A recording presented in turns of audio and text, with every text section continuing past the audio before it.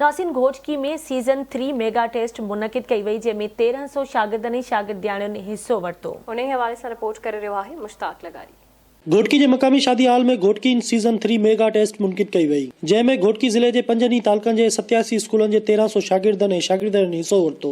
घोटकी इन mega taste तालीमी माहिरनि राजा ट्रगड़ ऐं इलाही बख्श घोटो पारां मुनक़िद कई वई, जंहिंजी महिमान ख़ास director private school Sukkur madam Rukhsana Shaheen मंगणे जो हुई। मेगा टेस्ट में principal Ghazali college and schools Mohammad Hassan Khoso, सिगा घोटकी के सदर आगा मोहम्मद बिलावल पठान, सईद अहमद चाचड़, शाहिद हुसैन कोलाची, मैडम समीना मरणास, अब्दुल रज़ाक दायो, नरेश कुमार समेत वडे अंग में वालदेन शिरकत कई। टेस्ट मुनक़िद कंदड़नि ऑर्गेनाइज़रनि जो चवण हो त असांजो मक़सद आहे त मुख़्तलिफ़ स्कूलनि जे शागिर्दनि ऐं शागिर्दियुनि में लिकियल टैलेंट ज़ाहिर कजे, जीअं उन्हनि जे ध्यान तालीम तरफ़ वधी सघे ऐं ईंदड़ वक़्त में मुक़ाबलनि जे इम्तिहाननि जे लाइ तयार रहनि। उन मौके ते टेस्ट में मौजूद मुख़्तलिफ़ स्कूलनि जे उस्तादनि ऐं शागिर्दनि आवाज़ टीवी न्यूज़ सां ॻाल्हाईंदे चयो त टेस्ट में ॿारनि खे वॾे में वॾो फ़ाइदो इहो थींदो त अॼुकल्ह जिथे बि वञो उते टेस्ट जी ज़रूरत पवे थी पई, एंट्री टेस्ट, ऐं इनखे अॻिते हली करे उन वॾी टेस्टनि में को तकलीफ़ न थींदी। जी तव्हां ॾिठो त सिंध यूनिवर्सिटी में जेका टेस्ट थी उन में 11-12 हज़ार ॿार स्टूडेंट्स वेठा त 8,000 ॿार फेल थिया।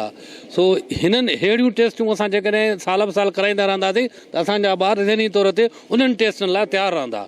इहे एक्टिविटीज़ अहिड़े क़िस्म जा जेके कॉम्पिटिटिव जेके माहौल आहे या कॉम्पिटिशन्स आहिनि, इहे ॿारनि में जेको आहे उहे अॻिते वधण जो जेको आहे जज़्बो ऐं हिमत ऐं इंट्रस्ट जेको आहे पैदा कंदियूं आहिनि। करे जेको आहे ॿारनि में एतमाद बि पैदा थींदो ऐं ॿार हमेशह जेको आहे पंहिंजे पाण खे किताब ऐं बुक जे क़रीब रखंदा। हिन क़िस्म जो जेको माहौल आहे, ॿार तयारी सुठी थो करे, पर जेॾी महिल हिन क़िस्म जे माहौल में अचे थो त ॿार कंफ्यूज़ थी थो वञे।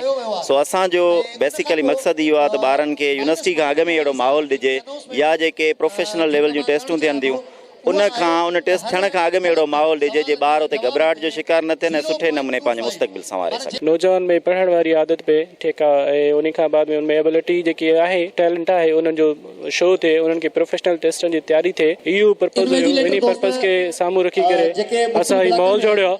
अलहमदुलिल्लाह अॼु टेस्ट में 1230 खां 1250 ॿार पार्टिसिपेटेड आहिनि ऐं 87 स्कूल जेके आहिनि उन्हनि हिसो वरितो आहे। इंशाअल्लाह इन टेस्ट में ॿार मुस्तक़बिल जी टेस्टनि लाइ तयारु थींदा।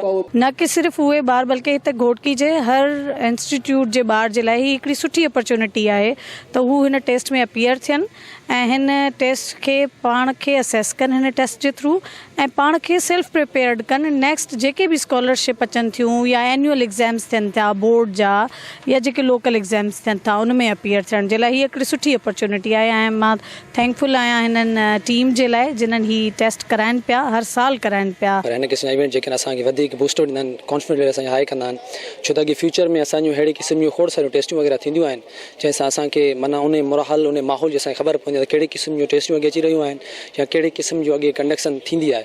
ऐं हिन क़िस्म जूं टेस्टियूं ॿियो हिन क़िस्म जी टेस्टनि सां असांजी जेके कॉन्फिडेंस लेवल आहे उहा हाई थींदी आहे, जेको असांजो टैलेंट हूंदो आहे उहा ज़ाहिर थींदी आहे, ख़बर पवंदी आहे त असांखे कहिड़े लेवल ते बीठा आहियूं, असांखे कहिड़ी साइड डायरेक्शन वञी रहिया आहियूं। ऐं हिन टेस्ट मां असांखे इहो फ़ाइदो मिलंदो त जेकॾहिं असां अॻिते यूनिवर्सिटीज़ जी टेस्ट वग़ैरह ॾींदासीं त उते असांखे कोई डिफ़िकल्टी वग़ैरह न थींदी, छो त हाणे साईं असांखे अहिड़ो प्लेटफॉर्म मुहैया कयो थो वञे।